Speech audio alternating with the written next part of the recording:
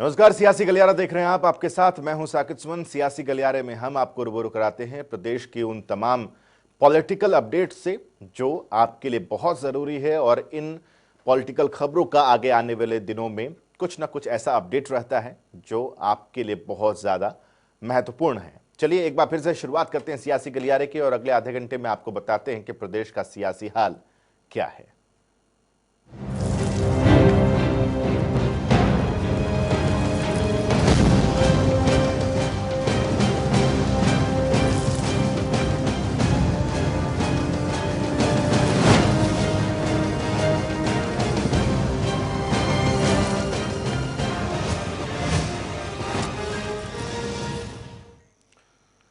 PM Modi ने बढ़ते corona के चलते सभी राज्यों के मुख्यमंत्रियों के साथ वीडियो कॉन्फ्रेंसिंग की। इस दौरान सीएम मनोहर लाल भी इस बैठक में मौजूद रहे। मुख्यमंत्री ने पीएम के सामने आंकड़े भी पेश किए, तो पीएम ने उनसे पूछा आगे की रणनीति क्या है।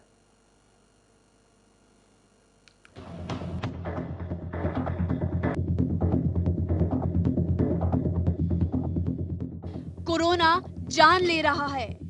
8 प्रदेशों में कोरोना हर गली हर मोहल्ले में पहुंच रहा है। हाल हरियाणा का भी कुछ ऐसा ही है। रोजाना बढ़ते केस और कोरोना से हुई मौतों का बढ़ता आंकड़ा न सिर्फ परेशान करता है बल्कि डरा भी देता है। पीएम मोदी ने सभी प्रदेश के मुख्यमंत्रियों के साथ वीडियो कॉन्फ्रेंसिंग की। हरियाणा के मुख्यमंत्री भी इस बैठक में शामिल हुए। इस बैठक में सीएम मनोहर लाल ने पीएम के सामने आंकड़े भी पेश किए। आंकड़े पेश करने के दौरान प्रधानमंत्री ने मनोहर लाल से ये भी पूछा कि आंकड़ों से इतर कोरोना से निपटने के लिए आगे की क्या रणनीति है। संतोषजनक ऐसा मान सकते हैं। जहाँ तक कॉन्टैक्ट ट्रेसिंग की बात है, हमारा सारा फोकस 24 घंटे से ये आंकड़े तो अभी हमारे सामने प्रस्तुत किए, ये सारे विषय तो आगे आंकड़ेबाजी तो अब आपकी दृष्टि से क्या हो रहा है, जो प्रयास उसको रोकने के लिए हम क्या करेंगे, क्या आपने योजना बनाई है, किस प्रकार से हो रहा है। दरअसल पिछले 5 दिनों की बात करें तो हरियाणा में पिछले 5 दिन में 12,924 नए केस सामने आए हैं और लगातार हर रोज ये आंकड़ा 2,000 के पार पहुंच रहा है। स्कूलों में भी कोरोना के केस मिलने के चलते हरियाणा में स्कूलों को भी दोबारा बंद कर दिया गया। यही वजह है कि पीएम ने सीएम मनोहर लाल से कोरोना से निपटने की रणनीति के बारे में पूछा। संतोषजनक ऐसा मान सकते हैं। जहाँ तक कॉन्टैक्ट ट्रेसिंग की बात है, हमारा सारा फोकस 24 घंटे से ये आंकड़े तो अभी हमारे सामने प्रस्तुत किए, ये सारे विषय तो आगे आंकड़ेबाजी तो अब आपकी दृष्टि से क्या हो रहा है, जो प्रयास उसको रोकने के लिए हम क्या करेंगे, क्या आपने योजना बनाई है, किस प्रकार से हो रहा है। कोरोना न सिर्फ हरियाणा बल्कि पूरे देश के लिए खतरनाक होता जा रहा है, क्योंकि जिस तरह सड़कों पर लोग निकल रहे हैं उससे मुमकिन है कि कोरोना पर लगाम लगाना मुश्किल है, क्योंकि इसके लिए कुछ सख्त कदम उठाना भी जरूरी है। जनता टीवी के लिए दिल्ली से स्पर्श शर्मा की रिपोर्ट। तो पीएम के बैठक के बाद मुख्यमंत्री मनोहर लाल ने एक प्रेस कॉन्फ्रेंस की और कोरोना को लेकर कई बड़े फैसले लिए गए। हरियाणा सरकार का यह महत्वपूर्ण फैसला क्या है, इस रिपोर्ट के जरिए देखिए और समझिए।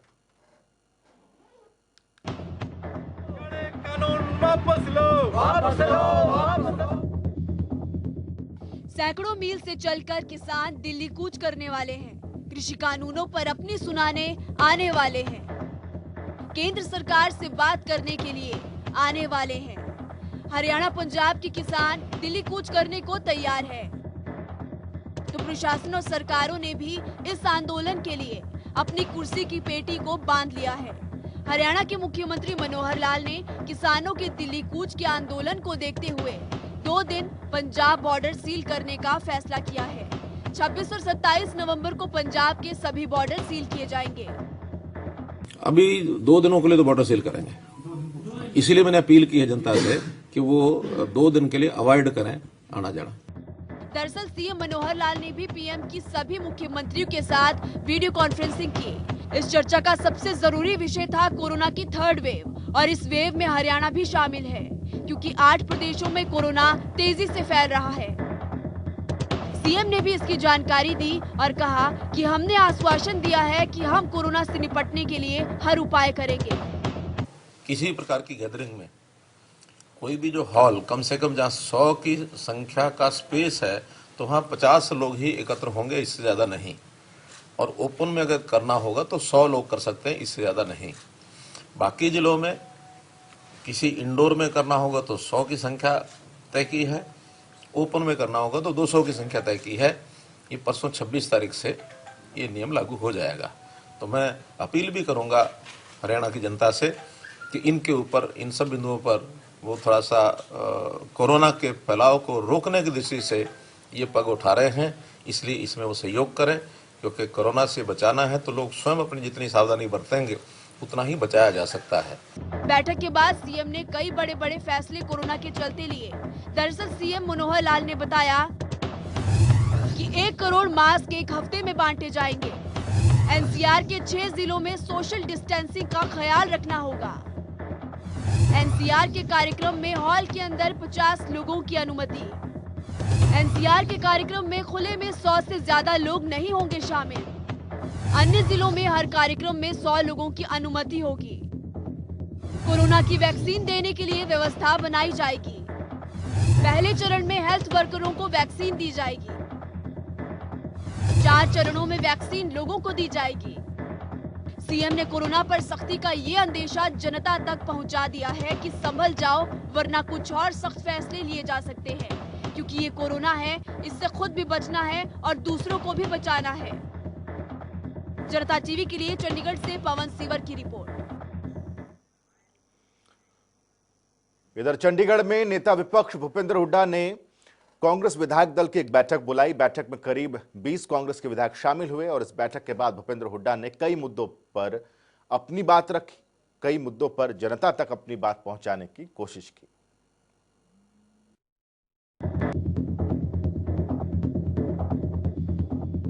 कांग्रेस में अंदरूनी कलह और आने वाले नगर निगम चुनावों की तैयारियों के बीच हरियाणा कांग्रेस विधायक दल की बैठक हुई। इसमें किरण चौधरी, कुलदीप बिश्नोई, गीता भुक्कल समेत कई विधायक बैठक में मौजूद नहीं रहे। ऐसे में करीब 20 विधायकों ने इस बैठक में शिरकत की। चंडीगढ़ स्थित नेता विपक्ष के सरकारी आवास पर इस बैठक का आयोजन किया गया और विधायक दल की बैठक के बाद भूपेंद्र सिंह हुड्डा ने कहा कि सर छोटू राम की जयंती के मौके पर किसानों को छापे मारकर गिरफ्तार किया गया। किसानों का दिल्ली मार्च देखते हुए ये कदम उठाया गया, जिसकी कांग्रेस कड़ी निंदा करती है। उन्होंने सरकार से भी मांग की और कहा कि जल्द से जल्द गिरफ्तार किसानों को रिहा किया जाए। सरकार को कहते तुरंत उनको रिलीज किया जाए और उनकी बात सुनी जाए और उस पर विचार किया जाए। वहीं नेता प्रतिपक्ष भूपेंद्र सिंह हुड्डा ने कहा कि अगली विधानसभा से हम 1 महीने पहले ही एपीएमसी एक्ट में अमेंडमेंट का प्रावधान लेकर आएंगे। ये जो 3 कानून लेके आए हैं, जब तक सरकार चौथा कानून नहीं लाएगी कि जो एमएसपी को जो एमएसपी से कम खरीदेगा उसको सजा का प्रावधान नहीं होगा, चौथा कानून लाना चाहिए। उसके लिए हम पूरी लड़ाई लड़ेंगे और इसी वास्ते एपीएमसी एक्ट में हम अमेंडमेंट लेके आ रहे हैं और किसान जो अपना संघर्ष करें, हमारा सहयोग उनके साथ। कोरोना मैनेजमेंट को लेकर हुड्डा ने सरकार का घेराव किया और कहा कि सरकार पूरी तरह से फेल हुई है। केंद्र को अपनी टीम भेजकर प्रदेश की स्थिति का जायजा लेना पड़ा। सरकार कोरोना की रोकथाम करे, हम हर सहयोग देने के लिए तैयार हैं। इतने आप रोज डाके, लूट, बलात्कार, सुसाइड कर रहे हैं और मतलब बहुत जो है गंभीर स्थिति लेती जा रही है। कानून व्यवस्था को कायम करना सरकार की जिम्मेवारी है। ये उस मामले में बिल्कुल विफल हो गई है और जो कोरोना के केसेस हरियाणा में बढ़े हैं, केंद्र को भी एक स्पेशल टीम भेजनी पड़ी उसकी जांच करने के लिए। सरकार जो कदम उठाने चाहिए वो पूरी तरह से कदम नहीं उठाने, जबकि हमने शुरू में मीटिंग में कहा था भाई हम पूरी तरह से सहयोग करने के लिए तैयार हैं। नगर निगम चुनाव पर बोलते हुए हुड्डा ने कहा कि सिंबल पर चुनाव लड़ने पर पार्टी मंथन करेगी। चाहोगी पार्टी में फैसला किया जाएगा। दोनों वो है, आज भी चर्चा हुई बहुत सारे विधायकों का भी ये भाव था और कुछों का था, लेकिन जो भी होगा पार्टी फैसला लेगी। कुछों का है, कुछों का नहीं है, लेकिन ये पार्टी में चर्चा करके फैसला होगा। गुलाम नबी आजाद और कपिल सिब्बल को पार्टी से बाहर करने की मांग पर हुड्डा कहते हैं कि ये पार्टी का अंदरूनी मामला है, इस पर मैं कुछ नहीं कहूंगा। ऐसा है, पार्टी के अंदरूनी के मामले में कोई बात नहीं करता। भूपेंद्र सिंह हुड्डा ने विधायक दल की बैठक में कई अहम मुद्दों पर चर्चा की, साथ ही बैठक के बाद अपनी बात लोगों तक भी पहुंचाई। देखना ये होगा कि विधायक दल की इस बैठक के बाद कांग्रेस आने वाले वक्त में किस रणनीति पर अमल करती है। जनता टीवी के लिए चंडीगढ़ से पवन सिवर की रिपोर्ट। एक तरफ प्रदेश में सियासत चरम पर है, दूसरी तरफ कोरोना ने सबको परेशान किया हुआ है क्योंकि कोरोना फिर तेजी से फैल रहा है।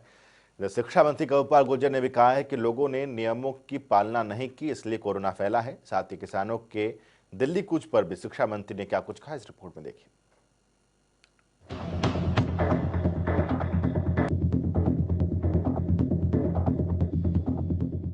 दिल्ली और दिल्ली एनसीआर से सटे इलाकों में कोरोना जिस रफ्तार से फैल रहा है, इसको देखकर लग रहा है कि सख्ती की सख्त जरूरत है।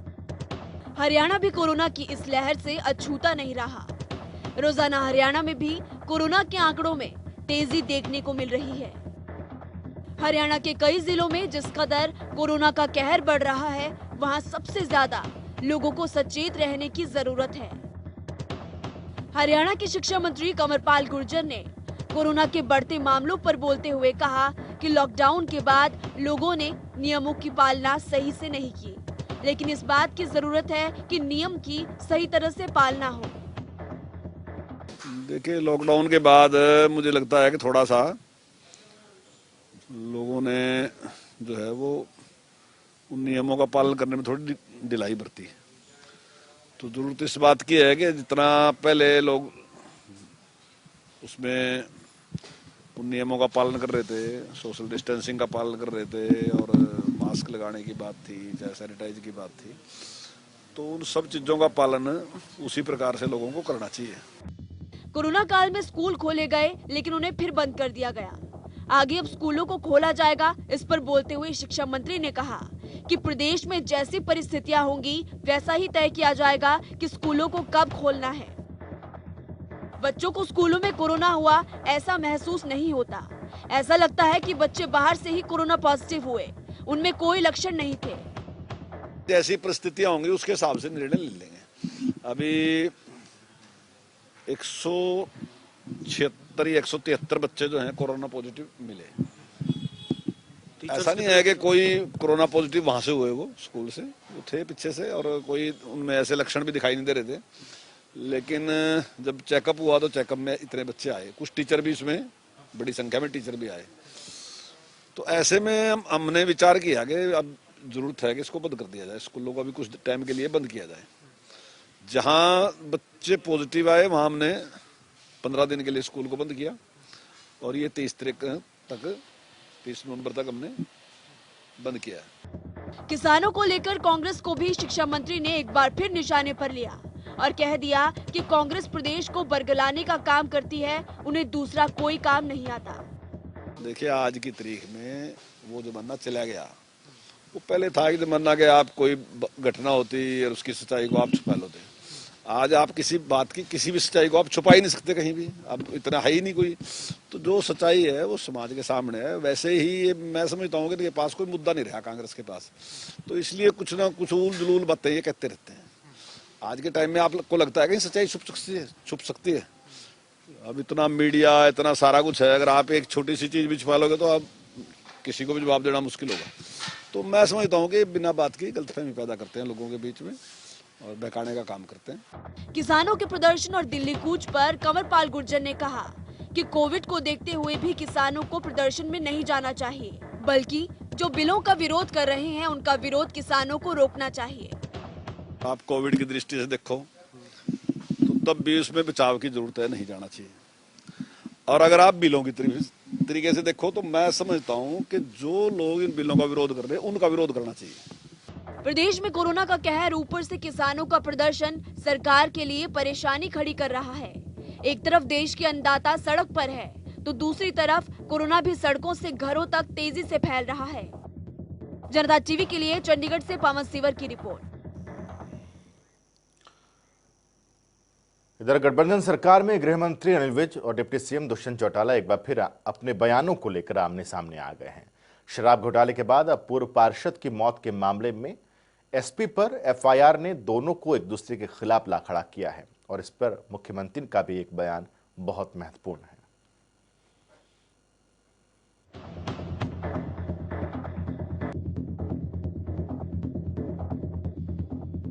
कहते हैं जब सरकार गठबंधन की हो तो कुछ नेताओं में बैर दिखाई ही देता है, लेकिन मामला दिलचस्प तब हो जाता है जब गठबंधन में दो बड़े नेता एक बार नहीं बल्कि कई बार एक दूसरे की बातों से इत्तेफाक ना रखते हों।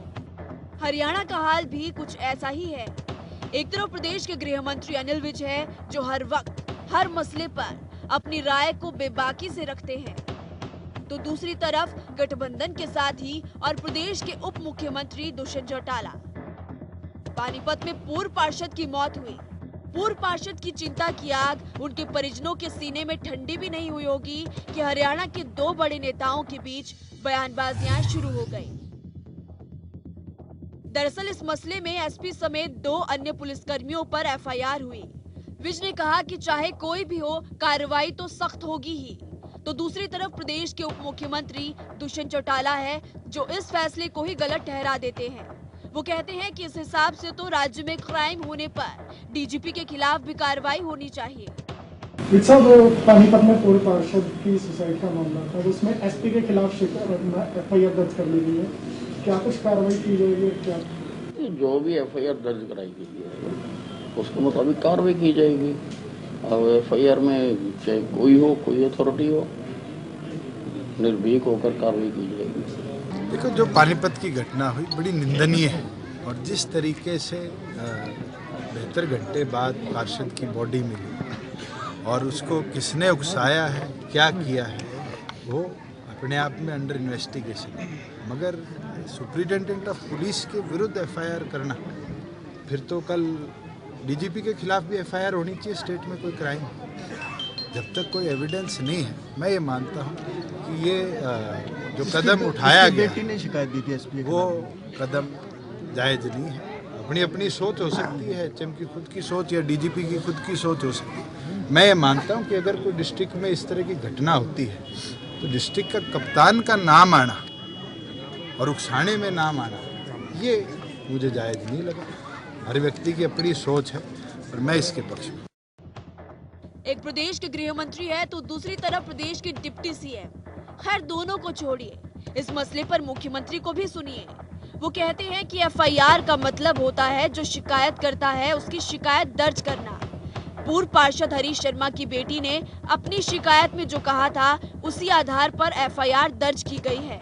एफआईआर दर्ज करने से कोई दोषी नहीं हो जाता। देखिए, पुलिस को मौके के हालात देख करके और जो कंप्लेनेंट की जो एप्लीकेशन होती है उसके हिसाब से करना पड़ता है। क्या ठीक है, क्या गलत है, ये सब इन्वेस्टिगेशन के बाद ही आता है। अब चूंकि जो कंप्लेनेंट है उस पार्षद की बेटी जो स्वयं पार्षद है, वो पूर्व पार्षद थे, तो उनकी बेटी ने एक एप्लीकेशन दी, उसमें उन्होंने एक शंका जाहिर की है। तो जब शंका जाहिर की है तो एक नियम होता है। हमने कहा कि भी जो कोई एफआईआर लिखाना चाहता है तो फर्स्ट राउंड में एफआईआर का मतलब होता है क्या, फर्स्ट इन्फॉर्मेशन रिपोर्ट। तो फर्स्ट इन्फॉर्मेशन रिपोर्ट में शिकायत करता जो लिख के देता उसको करना होता है, और उसमें कोई एफआईआर लिखने से कोई दोषी बन जाता ऐसा नहीं है। इसलिए वो ठीक है, उनकी राय है, लेकिन कंप्लेनेंट संतुष्ट अगर ना हो तो हमें तो कंप्लेनेंट को संतुष्ट करना होता है। बाद का काम है इन्वेस्टिगेशन में अगर कोई एसपी का रोल होगा तो विषय आगे बढ़ेगा, नहीं होगा तो एसपी का नाम बाहर हो जाएगा, एकदम बाहर हो जाएगा। दरअसल बात सिर्फ पूर्व पार्षद की मौत की ही नहीं है। गृह मंत्री और उप मुख्यमंत्री के बीच ये तकरार कई महीनों से चली आ रही है। कभी विज की बात से डिप्टी सीएम संतुष्ट नहीं होते तो कभी विज डिप्टी सीएम की बात से। प्रदेश में शराब घोटाला कुछ ही वक्त पहले हुआ था। हालांकि आबकारी विभाग दुष्यंत चौटाला के पास ही है, लेकिन फिर भी इन दोनों में तकरार साफ दिखी। विज कहते नजर आए कि जांच रिपोर्ट सरकार की है, सरकार ने जांच कराई और जांच पर कार्रवाई के आदेश भी दिए जा चुके हैं। लेकिन डिप्टी सीएम कहते हैं कि प्रदेश में कोई शराब घोटाला हुआ ही नहीं।